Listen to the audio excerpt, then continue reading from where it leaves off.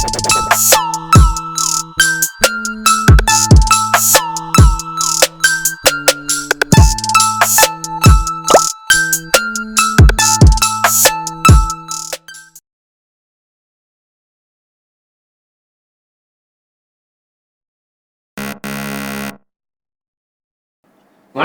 இது நம்ம வீட்டு திரை. இந்த வீடியோல நம்ம பார்க்க போற படம் அத நான் சொல்றேன். அடுங்கடா என்ன சுத்தி நான் ஐயனாரு வெட்டு கத்தி. வித்யாசாகர் தானா? How many hits? வித்யாசாகர் தான். மணி சர்மாடா மடப்பலை.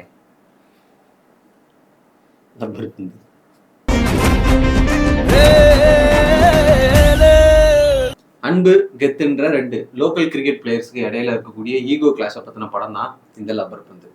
இந்த படம் உங்களுக்கு பிடிச்சிருந்துச்சா? எனக்கு ரொம்ப பிடிச்சிருந்துச்சு. உண்மையை சொல்லணும்னா ட்ரெய்லர் வந்து எனக்கு என்ன அந்த அளவுக்கு இம்ப்ரெஸ் பண்ணல. ஒரு ப்ளூ ஸ்டார் ஃபீல் தான் கொடுத்துச்சு. பட் ஆனால் வேர்ட் ஆஃப் மவுத் மூலமா படம் நல்லா இருக்குன்னு கேள்விப்பட்டு நானும் தேட்டரில் போய் பார்த்தேன்.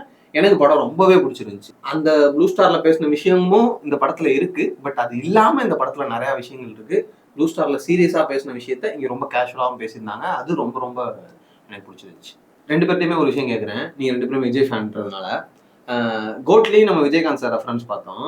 இதுலயும் விஜயகாந்த் சாரோட ரெஃபரன்ஸ் இருக்கு. பட் என்னை பொறுத்தளவுக்கு இதுல பக்காவா ஒர்க் அவுட் ஆயிருக்கு. உங்களுக்கு எப்படி இருந்துச்சு? அது உண்மைதான், அதை ஒத்துக்கிட்டே ஆகணும்.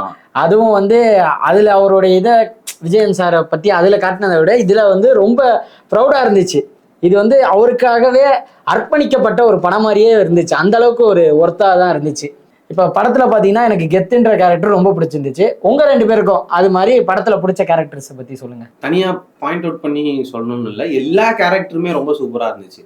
ஈவன் சின்ன ரோல்ல வரக்கூடிய பாலசரவணன் கேரக்டரா இருக்கட்டும், அந்த குடிச்சிட்டு வரக்கூடிய அந்த நக்லைட்ஸ் டீம்ல இருந்த அந்த பர்சனோட கேரக்டரா இருக்கட்டும், காளி வெங்கட்டோட கேரக்டரா இருக்கட்டும், எல்லாமே ரொம்ப ரொம்ப சூப்பரா பண்ணியிருந்தாங்க.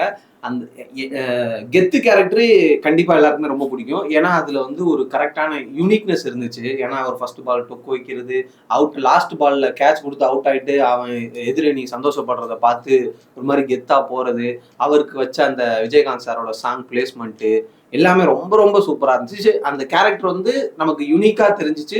என்ன கேரக்டர்னு வருது. அந்த பஸ்ல ஒருத்தர் நான் விராட் கோலியை சொன்னேன் கெத்து, அந்த கேரக்டர் கிரிக்கெட் விளையாண்டு வந்து அம்மா பூஸ்ட் போடு, அது அந்த அவரும் சூப்பரா பண்ணியிருந்தாரு. சின்ன சின்ன கேரக்டர்ஸ்க்கும் டிஎஸ்கேவை மறந்துட்டோம். டிஎஸ்கேவோட கேரக்டராகவும் சரி, அவரோட பெர்ஃபார்மன்ஸுமே ரொம்ப ரொம்ப சூப்பரா இருந்துச்சு. அந்த அதை அவர் ஹேண்டில் பண்ண விதம், நம்ம அது வரைக்கும் அவர் வெறும் மிமிக்ரி ஆர்டிஸ்டா தான் பார்த்துருக்கோம். காமெடி பண்ணிட்டு இருந்தவர் இப்போ ஒரு சீரியஸான ரோலு நல்லாவே ரொம்ப சூப்பரா பண்ணியிருந்தாப்புல. அதோட முக்கியமான என்னன்னா கேரக்டர்ல வந்து ஜென்ஸ் கேரக்டர் எல்லாருமே வந்து பாத்தீங்கன்னா பிரச்சனையை உண்டாக்கிக்கிட்டே இருப்பாங்க. ஆனா அதை சால்வ் பண்றதெல்லாம் வந்து ஃபீமேல் கேரக்டர்ஸ் தான். அதுவும் அந்த ஃபீமேல் கேரக்டர்ஸ் எல்லாருமே, தினேஷோட அம்மா கேரக்டர், ஒய்ஃப் கேரக்டர், பொண்ணு கேரக்டர், ஈவன் தேவதர்ஷினி ஒரு சின்ன ரோல்ல வந்தாலும் அவங்க அந்த இடத்துக்கு என்ன கான்ட்ரிபியூட் பண்றாங்க அப்படின்னு. அதே மாதிரி ஹரிஷ் கல்யாணோட அப்பாவை ஸ்டார்டிங்லேயே மிஸ்டர் சொல்லி இவருக்கு இந்த படத்துல இவ்வளவுதான் ரோல் அப்படின்ற மாதிரி நம்மளை ஒரு மாதிரி மைண்ட் டியூன் பண்ணி தான் படத்துக்குள்ளே கூட்டு போறாங்க கேரக்டர். உமன் கேரக்டர்ஸை அவங்க வந்து வடிவமைச்ச இந்த விதம் வந்து அவ்வளவு சூப்பரா இருந்துச்சு. ஒரு உமன் சென்ட்ரிக் ஃபிலிம்ல உமன் கேரக்டர்ஸை காட்டுறதை விட இந்த படத்துல நல்லாவே காமிச்சிருந்தாங்க. தினேஷோட அம்மா கேரக்டர் வந்து ரொம்ப போல்டான கேரக்டர். எல்லா கேரக்டருமே போல்டான கேரக்டர். அதுவும் அந்த அம்மா கேரக்டர் வந்து எந்த அளவுக்குன்னா அவங்க டைலாக்லாம் அவ்வளோ ஃபோர்ஸா இருந்துச்சு. மருமக வந்து வீட்டை விட்டு கோச்சிட்டு போனோன்னே மாடை கொண்டு வந்து விட்டுட்டு, நீ இல்லாதது எங்களுக்கு தெரியும், அதுக்கு தெரியுமா, அது சாப்பிட மாட்டேங்குது அப்படின்னு சொல்லி கொண்டு வந்து விட்டுட்டு கடைசியா ஒரே ஒரு டைலாக் ஒன்று சொல்லியிருப்பாங்க. பொண்டாட்டி வீட்டை விட்டு கோச்சு போகலாம், அம்மா வீட்டை விட்டு கோச்சு போகலாமா அப்படின்ட்டு. அந்த டைலாக் கேட்கும் போது எனக்கு தெரிஞ்சு அவங்க பேசும்போதே எனக்கு தெரிஞ்ச அந்த டைலாக் ரைட்டரை கையை கொடுத்து பாராட்டியிருப்பாங்க. ஏன்னா அந்த அளவுக்கு ஒரு பயங்கர ஃபோர்ஸான ஒரு டைலாக். அந்த டைலாக் நம்ம வேற யார்ட்டையாவது சொன்னா அவங்களே உரியுவாங்க, என்னடா என்ன போய் அம்மான்ற அந்த மாதிரி ஒரு ஃபோர்ஸான டைலாக்.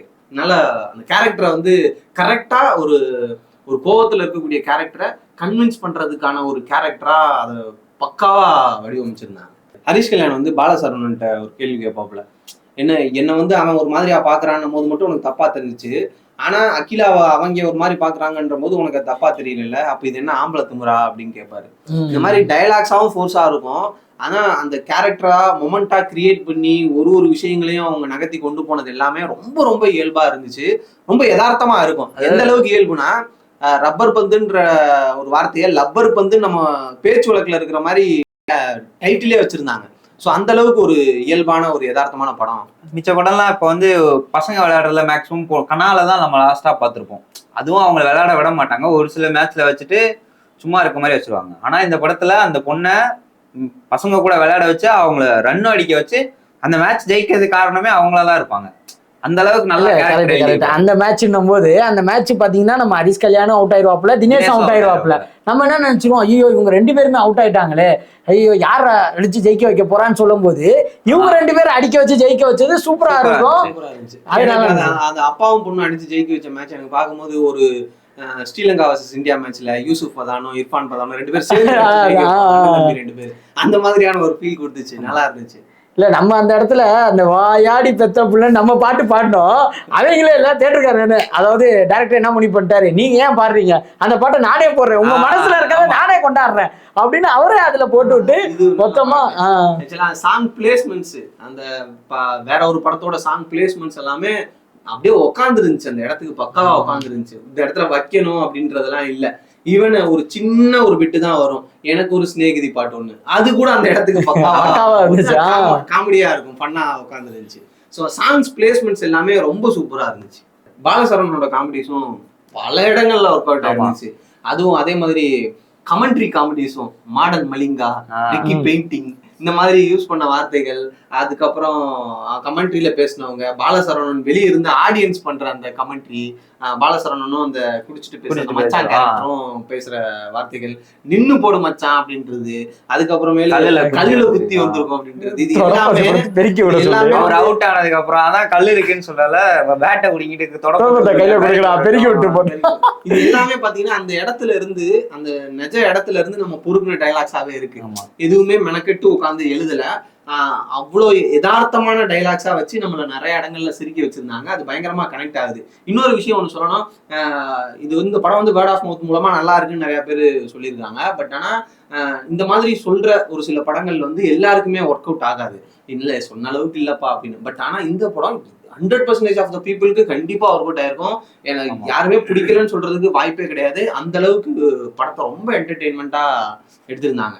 இதுல நம்ம இன்னொன்னு சொல்லலாம், இதுல கிரிக்கெட் இருக்கு, விஜயகாந்த் சார் ரெஃபரன்ஸ் இருக்கு, அதனால இந்த படத்துக்கு ஒரு பூஸ்ட் அப் கிடைக்குது அப்படின்லாம் நம்ம சொல்லிடவே முடியாது. அதை தாண்டி இந்த படத்துல ஒரு அருமையான கதை இருக்கு, ஒரு கேரக்டர் ஓரியன்ட் ஒரு டிராவல் இருக்கு படத்துல. ஸ்கிரீன் பிளே அவ்வளவு என்டர்டெய்னிங்கா பண்ணியிருந்தாங்க. இன்ஃபேக்ட் களவாணிக்கு அப்புறமா ஒரு ஃபுல் ஃபிளெட்ஜ் பெர்ஃபெக்டான ஒரு ஸ்கிரீன் பிளேனா அது இந்த படத்தோட ஸ்கிரீன் பிளே தான். பயங்கர என்டர்டெய்னிங்கா இருந்துச்சு ஸ்கிரீன் பிளே. அதாவது கிரிக்கெட்டை வச்சு படமா எடுக்காம படத்துல கிரிக்கெட் வச்சிருந்தாங்க. சூப்பர், அது நல்லா இருந்துச்சு, படம் நல்லா இருந்துச்சு. உங்க ரிவ்யூ சூப்பரா இருந்துச்சு ப்ரோ, நல்லா இருந்துச்சு. அதான் நீங்க சொன்ன மாதிரிதான் படம் பாத்தீங்கன்னா ஃபர்ஸ்ட் ரோல இருந்து லாஸ்ட் ரோ வரைக்கும் என்ஜாய் பண்ணி பாக்குற படம், யாருமே பிடிக்காதுன்னு சொல்லவே முடியாது. அப்புறம் ஒரு நல்ல கமர்ஷியல் படம் பார்த்த மாதிரி இருந்துச்சு எனக்கு. ப்ளூ ஸ்டார் படத்துல வந்து நம்ம சண்டை இதுக்கு எதுக்கோ சண்டை போட்டுக்கிட்டு இருக்கோம், ஆனா அவங்க வேற எதாவது பண்ணிக்கிட்டு இருக்காங்கடா அப்படின்னு மாதிரி ஒரு விஷயம் சொல்லியிருப்பாங்க. அதே விஷயம் தான் இங்கேயும் வருது. பட் ஆனா இங்க வந்து அதை ரொம்ப கேஷுவலா டீல் பண்ணியிருந்தாங்க. இன்ஃபேக்ட் வந்து போற போக்குல அப்படியே சுருக்குன்னு குத்துற மாதிரி, ஒரு வாழைப்பழத்துல ஊசி ஏத்துற மாதிரி நறுக்குன்னு சொல்லிட்டு போயிருவாங்க. அந்த பாலசரவனோட டைலாக் இன்ஃபேக்ட் அது கண்டிப்பா எல்லாருக்குமே குத்தும். நான் வந்து இந்த மாதிரி ஃப்ரெண்ட்ஸ் கூட எல்லாம் பழகுவேன் அப்படின்றதெல்லாம் சொல்லும் போது அது இது இந்த மாதிரி சொன்னவங்களுக்கே அது ஞாபகப்படுத்தும், அப்ப நம்ம தப்பு பண்ணியிருக்கோமோ, அப்படி சொல்லக்கூடாதோ அப்படின்றத உணர்த்துற மாதிரியான ஒரு டைலாகா இருந்துச்சு. டக்குன்னு நம்மளை பார்த்து நம்மளே கேள்வி கேட்டுக்கிற மாதிரியான ஒரு டைலாகா இருந்துச்சு அந்த இடம். அவன மாதிரி ஆட்களை கூட நம்பிடலாம், நம்ம தம்பி மாதிரின்னு சொல்றவங்களதான் நம்ப முடியாதுன்னு. ஆமா, அவங்க எல்லாருக்கும் அந்த மாதிரி இருக்க, அதாவது காளி வெங்கட் மாதிரி கேரக்டர் இருக்க எல்லாருக்குமே ஒரு நம்மளுக்கு இன்டிமேஷன் கொடுத்த மாதிரி இருக்கும். ஐயோ நம்ம பண்றது தப்பு தான் போல அப்படின்ற மாதிரி ஒரு விஷயமா தெரிஞ்சுச்சு எனக்கு. கரெக்ட் தான். அது அவருக்கும் அதே மாதிரிதான் தோணி, அதுக்கப்புறம் தான் நான் விளையாடலான்னு பரவாயில்ல, அன்பு விளையாட வைங்கன்னு கேட்பாங்க. இல்ல அதுக்கப்புறம் தான் நீங்க சொன்ன மாதிரி காளி வெங்கட் அவங்களுக்கும் இவருக்கு பாலசரவணனுக்கும் நடக்கிற அந்த நிகழ்வுக்கு அப்புறம் தான் படத்தோடைய அடுத்த பாயிண்ட்டுக்கே படம் நகருது. படத்தை நம்ம அடுத்த கட்டமா போறது அந்த 2 டைலாக் போனதுக்கு அப்புறம் தான் படமே வேற கட்டத்துக்கு மாறும். காளி வெங்கட் கேரக்டர்னாலதான் அவன் ஞாபகம் வருது, அவரு தென்றல் அவங்க ஸ்கூல் ஃப்ரெண்டு கூட பேசுறதுக்கு, அதுக்கப்புறமேலே அவங்கள்ட்ட ஏன் அவங்க கிரிக்கெட் பிடிக்கும் அவ்வளவுதான் அப்படின்னு. அதுதான் பதிலே. இப்ப யார்கிட்டயாவது ஒரு விஷயம் பிடிக்கும் கிட்ட பிடிக்கும் அவ்வளவுதான், அதுக்கு எனக்கு காரணம்லாம் கிடையாது. அப்பா அம்மாவை பிடிக்கிறதுக்கு என்ன காரணம், அந்த மாதிரி தான் ஒரு காரணமா சிம்பிளா பிடிக்கும் அப்படின்னு சொல்லிட்டு. விஷயத்த பிடிக்கலன்னா ஏதாவது ரீசன் சொல்லலாம், பிடிக்கிறதுக்கு எதுவும் ரீசன் தேவையில்ல அப்படின்னு சொல்லி. அதே மாதிரி அவரோட பெர்ஃபார்மன்ஸை பத்தி ஒரு இடத்துல நம்ம சொல்லி ஆகணும். ஹோட்டல்ல பொரோட்டா சாப்பிட்டுட்டு இருக்கும்போது தலைவன் கங்குலி போட்டோ வரையணும், அது அந்த லார்ட்ஸ் கிரவுண்ட்ல அப்படி டீஷர்ட்டை கழட்டி சுத்துவாரு, அந்த இடத்துல அவர் ஃபேஸ் எக்ஸ்பிரஷனை பார்க்கும்போது உண்மையிலேயே ஒரு கங்குலி ஃபேன் வந்து எப்படி வந்து ரியாக்ட் பண்ணுவாங்களோ அந்த மாதிரிதான் இருந்துச்சு. அதே மாதிரி அந்த அன்பு கேரக்டர் வந்து யாரையுமே வந்து எல்லாரும் சமம்னு நினைச்சு பார்க்கும்போது அவரு தான் வந்து தான் பொண்ணையே கிரிக்கெட்ல விளையாட வைக்கலான்னு காளி வெங்கட்டுக்கு உணர்த்துவார் அந்த இடத்துல. அப்ப அவர் ஒரு டைலாக் ஒண்ணு சொல்லுவாப்புல, அங்கேயும் காளி வெங்கட் வந்து சேஞ்ச் ஓவர் ஆகும். உண்மையா ஒரு அப்பா பெருமையா எவ்வளவு பெருமையா அப்பா பெருமைப்படுவாங்களோ அந்த மாதிரியே அவரு நடிக்கவே இல்லை அதுல, அப்படியே அதுல நடிச்ச மாதிரியே தெரியாது யாருக்குமே. காளி வெங்கட் ஒரு நல்ல ஆக்டர்னு ப்ரூவ் பண்ணிட்டே இருக்காரு ரொம்ப நாளா. நம்ம வந்து விசில் அடிச்சு கொண்டாடுறதுக்கான ஒரு கேரக்டரா கெத்த பார்த்தாலும் மற்ற கேரக்டர் எல்லாமே நம்மளை வந்து ஒண்ணு பண்ணும், எல்லாரையுமே ஒரு சேஞ்ச் ஓவர் பண்ணும். நம்ம பண்ற தப்பை சுட்டி காட்டும், இல்ல நம்ம பண்ற நல்லதை சுட்டி காட்டும், நம்மளை அழுக வைக்கும், நம்மளை சிரிக்க வைக்கும், அதெல்லாம் ஒரு விஷயம் பண்ணும். கெத்து கேரக்டர் வந்து நம்மளை வந்து தியேட்டர் மொமெண்ட்டுக்கு கை தட்ட வைக்கும், சிரிக்க வைக்கும், விசில் அடிக்க வைக்கும், இதெல்லாம் பண்ணும். பட் ஆனா மற்ற கேரக்டர்ஸ் வந்து நம்மள ஒண்ணு பண்ணும். இப்ப நம்ம மிச்ச கேரக்டர்ஸ் எல்லாம் சொல்லும்போது ஹரிஷ் கல்யாண பத்தி பேசவே இல்லை. ஸ்கிரிப்ட் செலெக்ஷனே சூப்பரா பண்ணிட்டு இருக்காரு. அதான் சொன்னேன், அவர் பார்க்கிங்லயும் இதே மாதிரிதான் அவருக்கு ஈகோ அதிகமா இருக்கும். ஈகோவால அவர் என்னென்ன பண்ணுவாரு, ஈகோ கிரேட் ஷேட் கேரக்டரா காட்டியிருப்பாங்க. ஆனா இந்த படத்துல அன்பு வந்து ஒரு ஃபுல் அண்ட் ஃபுல் நல்லவனா காட்டியிருப்பாங்க. இதுலதான் எனக்கு ஒரு சின்ன இஷ்யூவா தெரிஞ்சிச்சு படத்துல. என்னன்னா அவங்க கிரிக்கெட் விளையாடுறாங்க, அந்த பையன் வந்து அந்த வெங்கட்ன்ற கேரக்டர் வந்து யாரையுமே சேர்த்துக்க மாட்டான். பட் ஆனா ஜெயிக்கணும்ன்றதுனால அவங்க பசங்களே அவன் சேர்த்து விளையாட வைக்கிறான். ஆனா கடைசியில வந்து இவங்க விட்டு கொடுக்குற மாதிரி காமிச்சது வந்து அந்த பையனோட திறமைக்கு ஒரு கேள்வி எழுதுற மாதிரி எனக்கு ஃபீல் ஆச்சு. கிளைமேக்ஸ் அது கரெக்ட், பட் பெர்ஃபெக்டான கிளைமேக்ஸ். பட் ஆனா அதை ஸ்பூன் ஃபீட் பண்றதுக்காக இந்த கேரக்டர் பூஸ்ட் பண்ற மாதிரி விட்டு கொடுத்தேங்கிற சீனை வேணா கட் பண்ணிருந்தா அப்படியே முடிச்சிருக்கு. ஏன்னா எப்படின்னு தெரிஞ்சு போச்சு, அவன் மாறிட்டான், ஸ்போர்ட்ஸ்ல வந்து எவ்வளவு முக்கியம், ஸ்போர்ட்ஸ்மேன் ஸ்பிரிட் தான் முக்கியம். அந்த டைலாக் கூட வச்சிருப்பாங்க. அந்த கேரக்டர்ல ஒருத்தர் கிரிக்கெட் பார்த்துட்டு இருக்கு, இந்த டீம்ல இருக்க ஒருத்தர் சொல்லுவாரு, தம்பி அடிடா ஜெயிச்சிரு அப்படின்னு. இத்தனை நாளா உன்னை யாரு அவங்கள டீம்ல கூட சேர்த்துக்காத ஒருத்தன் இப்ப காளி வெங்கட் மாதிரி தம்பி மாதிரின்னு சொல்லாம தம்பி நீ அடிச்சிடா சூப்பரா அடிச்சடா, அங்கேயே அந்த மொமெண்ட் கிடைச்சிருச்சு. ஆடியன்ஸ் வந்து அங்கேயே அதை எடுத்துப்பாங்க, அது அவங்களுக்கு பெரிய ஒரு பூஸ்டா இருக்கும். ஆனா இந்த கேரக்டரை நம்ம பூஸ்ட் பண்ணணும்ன்றதுக்காக அந்த ஸ்பூன் ஃபிட் பண்ண விஷயம் எனக்கு அது செட் ஆகல. அதை மட்டும் தவிர்த்திருந்தா நல்லா இருந்திருக்கும். ஆனா படமா நல்லா முடிஞ்சிருச்சு, படமா நல்லா முடிஞ்சிருச்சு. உங்களுக்கு அந்த ஒரு இது எனக்கு அந்த ஒரு விஷயம் மட்டும் இதுவாகப்பட்டுச்சு. சியான் ரோலோட மியூசிக்கை பத்தியும் சொல்லணும். பிஜிஎம்லாம் சூப்பரா இருந்துச்சு, பாட்டும் நல்லா இருந்துச்சு. அந்த சில்லாஞ்சிரிக்கையும் சரி, அட்டகத்தி தினேஷ்க்கு ஒரு மெலடி சாங் போட்டுருப்பாங்க சஸ்திகாக்கும் அவங்களுக்கும், அந்த பாட்டும் நல்லா இருந்துச்சு. இந்த சில்லாஞ்சிரிக்கைன்னு சொல்லும் போது எனக்கு என்ன ஞாபகம்னா, இப்போ கூட காலையில கூட ஒருத்தர் வாட்ஸ்அப்ல ஸ்டேட்டஸ் வைக்கிறாங்க, என்னன்னு ரீசென்ட்லி அடிக்டட் தி சாங்ன்ட்டு. அதே மாதிரி இன்ஸ்டாக்குள்ளே போக முடியல, போனாலே சில்லாஞ்சிரிக்கையே நீ தட்டி விட்டாலும் நான் தான் வருவேன் உனக்குன்னு. ஆமா நல்லா இருந்துச்சு, அதெல்லாம் நல்லா இருந்துச்சு. மியூசிக் டைரக்டர் அவரோட வேலையை ரொம்ப சிறப்பா பண்ணியிருந்தாரு. ஆனா ஒரு கஷ்டமான விஷயம் என்னன்னா, படம் முடிச்சு வெளியே வரும்போது அந்த படத்தோட பாட்டு எதுவுமே நம்ம மண்டையில நிக்கிறது வந்து விஜயகாந்த் சாரோட பாட்டு தான். நீ பொட்டு வச்ச பாட்டு மட்டும் தான் நம்ம மண்டையில நிக்குது. நம்ம வீட்டுக்கு வந்து யூடியூப்ல போட்டு பாக்குற பாட்டு அதுதான். அது எத்தனை தடவை வேணாலும் கேட்போம். இன்ஃபேக்ட் பல பேருக்கு அந்த படம் தெரியாம என்ன படம் தெரியாம தேடி பார்த்து படம்லாம் பார்த்துக்கிட்டு இருப்பாங்கன்னு நினைக்கிறேன். அந்த அளவுக்கு அந்த பாட்டு தான் ஏறி இருக்கும் அந்த பாட்டு. இப்ப நம்ம வந்து முக்கியமான ஒருத்தரை பத்தி பேசுவோம், அட்டகத்தி தினேஷ். இப்ப பேசலாம் நம்ம கெத்து பத்தி. நான் தான் சொன்னேன்ல, அவர் இந்த படத்துக்கு அப்புறம் அட்டகத்தி தினேஷ்னு சொல்லாம கெத்து தினேஷ்னே சொல்லலாம். கெத்து தினேஷ்ன்றது அவரோட பெர்ஃபார்மன்ஸாவே நம்ம இதுக்கு முன்னாடி நம்ம தினேஷோட பெர்ஃபார்மன்ஸ் பார்த்துருந்தோம்னா எல்லாமே ரொம்ப பதட்டமாவே இருக்கும், ஒரு மாதிரி ரெஸ்ட்லெஸ்ஸாவே இருப்பாரு. ஈவன் நீங்க விசாரணையோட அந்த கோர்ட் ரூம் சீனை நீங்க பார்த்து நோட் பண்ணீங்கன்னா உங்களுக்கு தெரியும், என்ன அடிக்கிறாங்க சார், இவங்க சார் அடிக்கிறாங்க, சொல்லுவீங்களா இல்லையாடா அப்படின்னு அதை நிறைய மீமா கூட போட்டுட்டு இருப்போம். அந்த மாதிரியான ஒரு பெர்ஃபார்மராக தான் இது வரைக்குமே அவர் இருந்தாரு. ஆனா அதை விட நல்லா பண்ணியிருக்கிறாரு. ஒரு நாள் கூத்துல கூட அவரோட பெர்ஃபார்மன்ஸ் கொஞ்சம் சர்ட்டிலா தான் இருக்கும். ஆனா இங்க ரொம்ப நிதானமான ஒரு கேரக்டரா, ஒரு மெச்சூர்டு தினேஷை நம்ம வந்து இந்த கெத்து கேரக்டர்ல நம்ம பார்க்கலாம். அவ்வளவு ரொம்ப சூப்பரா பண்ணியிருந்தாரு. அதாவது ஒரு 40-50 வயசு ஆள் கேரக்டரை கரெக்டா அவங்க எப்படி இருப்பாங்களோ அதே மாதிரி பண்ணியிருப்பாரு. மாஸ் மூமெண்ட்ஸா தான் இருந்துச்சு. ஏதோ விஜயஜித் படத்தை நம்ம வந்து தியேட்டர்ல பார்த்து கை தட்டி விசில் அடிக்கிற மாதிரி அவரை அது ஒரு மாஸ் கேரக்டரா மட்டும் இல்லாம பொண்டாட்டிட்ட திட்டு வாங்குற கேரக்டராவும், பொண்ணை பார்த்து பொண்ணு திட்டினாலும் இப்ப வீட்டுல ஒரு அப்பா பொண்ணு மேல பாசமா இருக்க அப்பா எப்படி இருப்பாங்களோ அதே மாதிரி இருக்கு. அந்த இடத்துலலாம் நம்ம வந்து பழைய தினேஷை பார்க்கலாம். அந்த வைஃப் வந்து ஏன் என்னை விட்டுட்டு போனேன் அப்படின்னு சொல்லி ஒரு இடத்துல பேசுறதா இருக்கட்டும், அது பாப்பா லவ் பண்ணுதா, பாப்பா என்கிட்ட ஒண்ணுமே சொல்லலையே அப்படின்னு அந்த பேசுறதா இருக்கட்டும், அதுல எல்லாம் நம்ம அந்த தினேஷை பார்க்கலாம். அதை தாண்டி அந்த ஈகோ கிளாஸ்ல வர தினேஷ் வந்து ஒரு மெச்சூர்டு தினேஷா இருக்கிறாரு.